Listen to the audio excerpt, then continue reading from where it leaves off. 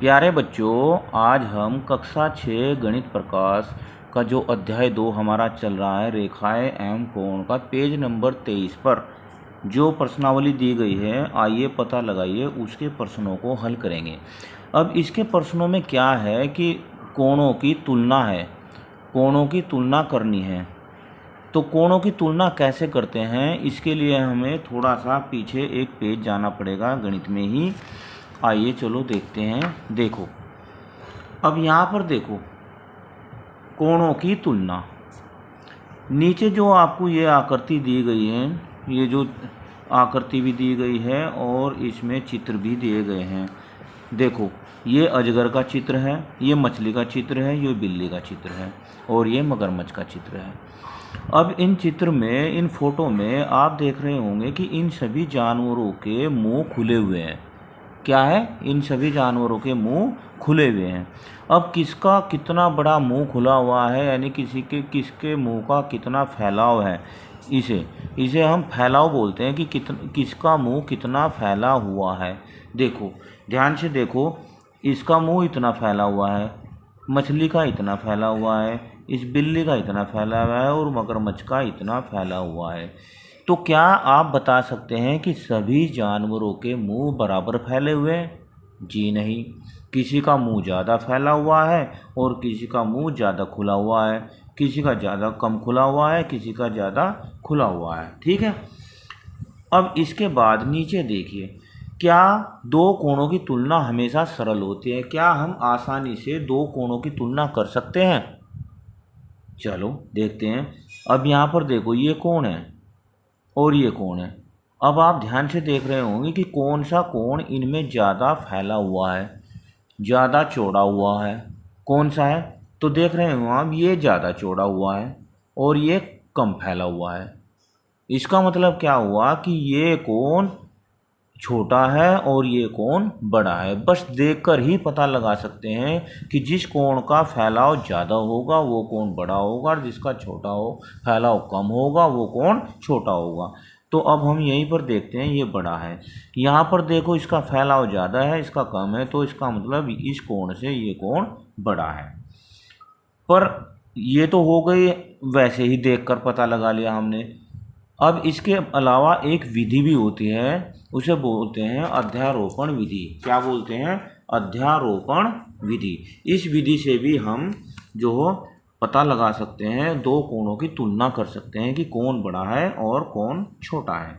अब यहाँ पर देखो, यहाँ पर देखो, ये कोण है ABC और ये कोण है PQR। अगर हम इन दोनों कोणों को एक दूसरे के ऊपर रख दें, क्या करें? इन दोनों कोणों को हम एक दूसरे के ऊपर रख दें, तो जब ये कोण हम इसके ऊपर रखेंगे तो ऐसी फिगर बन जाएगी, ऐसी फिगर बन जाएगी। तो जब ऐसी फिगर बन जाएगी तो आप देख रहे हैं कि जो नीचे वाला कोण है उसका फैलाव ज़्यादा है और जो ऊपर वाला कोण है उसका फैलाव कम है। इसका मतलब कम किसका है फैलाव? कम कोण ABC का फैलाव कम है और कोण PQR का ज़्यादा है फैलाव। तो अब क्या लिख सकते हैं हम कि कोण PQR बड़ा है कोण ABC से। ठीक है, ऐसे हम तुलना कर सकते हैं। अब दूसरा देखो, समान कोण, यानी एक समान कोण कैसे होंगे? अब ये कोण है, कोण AOB, कोण AOB और ये कोण है XOY। अगर इस कोण को हम इस कोण के ऊपर रखते हैं तो हमें ये फिगर प्राप्त होती है। देखो, AOB XOY, ये फिगर प्राप्त होती है। अब आप देख रहे हैं कि इसकी जो ये किरण है, दोनों की किरणें समान एक दूसरे के ऊपर है, शीर्ष भी एक दूसरे के ऊपर है और ये भुजाएं, ये किरण भी एक दूसरे के ऊपर है और दोनों का फैलाव भी बराबर है। तो इसका मतलब क्या होगा कि दोनों कोण ये आपस में क्या है? समान है। ठीक है। अब आप तुलना करनी सीख गए होंगे। अब हम प्रश्नावली को हल करते हैं। अब प्रश्नावली को जब हल करेंगे तो इसमें पहला प्रश्न क्या दिया है? इसमें पहला प्रश्न दिया है, एक आयताकार कागज को मोड़िए। एक आयताकार कागज को मोड़िए। अब ये लीजिए, हमने एक कागज आयताकार ये मोड़ लिया। अब घुमाव के निशान पर एक रेखा खींचिए। अब घुमाओ के निशान पर जहाँ भी हमने घुमाओ वहाँ पर एक रेखा खींचिए। खींच ली बच्चों। घुमाओ और कागज की भुजाओं के बीच बने कोणों के नाम दिए। देखो इन दोनों के कोणों के नाम, यहाँ पर ये कागज की भुजाएं हो गई और ये हो गया आपका घुमाओ। अब यहाँ पर देखो, अगर हम इस कोण को नंबर 1 दे देते हैं और इस कोण को नंबर 2 और इस कोण को नंबर 3 और इस कोण को नंबर 4 देते हैं, तो अब आप देख रहे होंगे कि हमने कोणों को नाम दे दिया।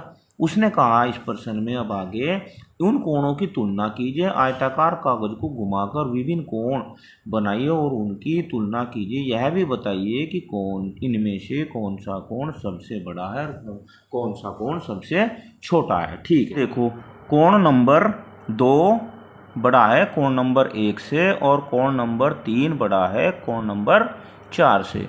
ठीक है, अब इसमें देखो आप 4 कोण भी बन गए, 1 2 3 4, ये 4 अलग से कोण बन गए, तो ये 90-90 अंश के कोण हैं। ठीक है, इसके बाद आइए प्रश्न नंबर 2 को हल करते हैं। प्रश्न नंबर 2, प्रत्येक स्थिति में बताइए कि कौन सा कोण बड़ा है और क्यों। अब देखो इस प्रश्न में भी हमें कोणों की तुलना ही करनी है। क्या कहा है ए में, कोण ए ओ बी या एक्स ओ वाई, कोण ए ओ बी या एक्स ओ वाई। अब देखो हमने इस फिगर के हिसाब से अपने कोण का मॉडल बना लिया है। यहाँ पर देखो कोण ए ओ बी, दूसरा हमने बनाया है कोण, यहाँ पर ध्यान से देखो, एक्स और वाई, एक्स ओ वाई। ये देखो सेम चित्र हो गया ना ये। और जब ये सेम चित्र हो गया बच्चों, तो अब हम इनकी तुलना बड़े आराम से कर सकते हैं। अब उसने कहा कि कोण ए ओ बी, कोण ए में दिया उसने ए ओ बी या कोण एक्स ओ वाई। ठीक है, अब कोण एक्स ए ओ बी, इन दोनों में आप तुलना कर सकते हैं कि इन दोनों में कौन सा बड़ा है और कौन सा छोटा है। अब आप ये देखो कि ए ओ बी का फैलाव इतना है और इसका फैलाव इतना है, तो अब आप देख रहे हैं कि एक्स ओ वाई का फैलाव कम है और ए ओ बी का फैलाव ज़्यादा है। तो हम क्या लिखेंगे कि कोण ए ओ बी बड़ा है कोण एक्स ओ वाई से, क्योंकि यहाँ लिखो क्योंकि कोण ए ओ बी का, इसे थोड़ा आप इधर को कर दो, फैलाव कोण एक्स ओ वाई से ज़्यादा है, ज़्यादा है। क्या समझे, कितना आसान है कोणों की तुलना करना अब अध्यारोपण विधि से, है ना। अब इसके बाद दूसरा प्रश्न देखो, दूसरे में क्या कहा उसने, बी में उसने कहा है कि कोण ए ओ बी या कोण एक्स ओ बी में तुलना करो। तो ए ओ बी तो ये रहा बच्चों, देखो ए ओ बी तो ये रहा। दूसरा कोण है क्या, एक्स ओ सी, ये देखो एक्स ओ सी, दूसरा कोण है ये। अब इन दोनों के फैलाव में देखो कौन सा ज़्यादा है कौन सा कम है, तो इनमें भी अगर हम तुलना करते हैं तो ए ओ बी ही बड़ा है, इसके फैलाव से इसका फैलाव ज़्यादा है। तो हम लिखेंगे कोण ए ओ बी बड़ा है कोण एक्स ओ बी से, क्योंकि कारण यही है, क्योंकि कोण ए ओ बी का फैलाव कोण एक्स ओ बी से ज़्यादा है, ये इनका कारण है। तीसरा, अब तीसरा देखो एक्स ओ बी, कौन सा, X O B, X O B. अब ये देखो एक्स ओ बी और एक्स ओ सी।